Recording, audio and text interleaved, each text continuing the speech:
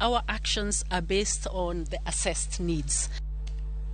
Wangado tong wadonje county ma Migori, jogo monyuol kod kit chwech ariyo polido akwede kindo ganda e county ma Migori. Moyang kod jokanya riwruoge makelo ratiro mag oganda e kinde nyasi mar yango odiechieng' mar jogo monyuol kod kit chwech ariyo mong'ere kaka intersex. Giwacho ni akweda ma yudo jogo mantiere kod kit chwech ariyo gi chakore familia ma giwuokie. Kadaro margi en ni piny owacho jiw puonj motenore kod jogo modak kod kit chwech ariyo. Jokendo ratiro dwaro mondo piny owacho dewgi ka giketo chike ma owinjore.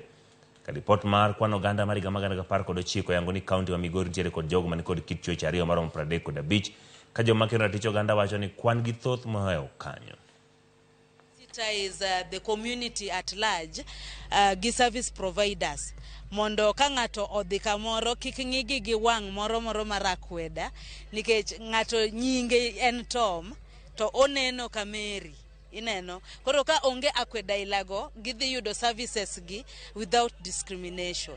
Nyade mang'eny wayudo ka ngato ndiko kata mana kantiere idwa ndik tich tibro yudo ka iwacho ni idwaro dichwo kata idwaro dhako to ng'ama paro ga ni chwech mar adek nitie en be nyalo dware onge ka ji nitiere kata mana institution moro amora ibro yudo kolos cho mar mon olos cho mar chwo lakini mar ng'ama chwer gi kit chwech machielo ma wacho chwech mar adek ni gin gi onge gi kare gimiyo nyalo ketne gi moro. Wasemo oganda kachiel kod ji duto matiyo ne ratiro mar dhano ne mondo waneni wagolo akwede. Koro wanto kaka kanisa onge gima wanyal kwedogi.